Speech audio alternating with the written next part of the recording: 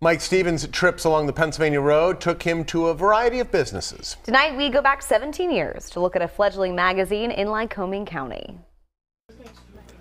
I've always taken an interest in watching a young business grow, like this one. It began with a mere newsletter. Just look at Ghost Wings today.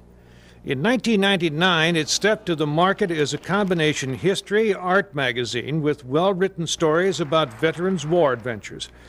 It was published, written, produced, sold, and sometimes delivered, surprisingly, by a group of young people. We have developed it a little more than probably we thought we would in this time limit, but there's still a lot of work to do. That's Joe Gores, Ghost Wings production manager. Today, the same group is still at it, working on the quarterly publication, issue by issue, as they go to college and high school. In the time since they began, Ghost Wings has taken them to new heights. A cover on tomorrow's Business Leaders magazine, an award from the American Legion. More friendships than anyone could have imagined, like the members of the original Tuskegee Airmen. But there is a new area to explore. You might say it came directly from the pages of the magazine. This is called Rosie's Crew, Thorpe Abbott's 1943.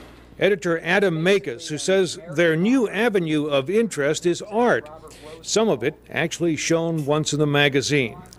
These are magnificent pieces that show aerial action as we would never have seen it.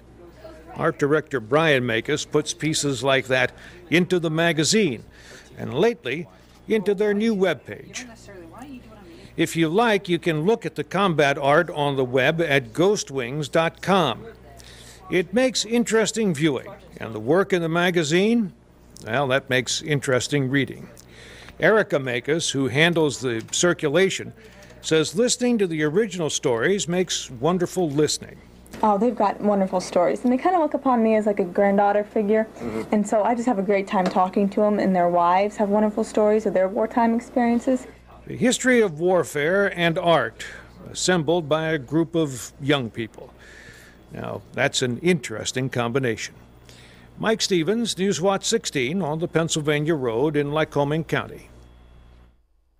Ghost Wings kept growing and morphed into Valor magazine. Valor shares the stories of America's veterans. Adam Makis' career kept growing too. He's now a best-selling author, and this week he's releasing a book he's written about a World War II veteran from Carbon County.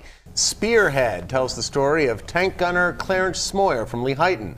Film footage from the war shows just one of the pivotal battles Smoyer was involved in, including leading the U.S. into the largest urban battle of the European War.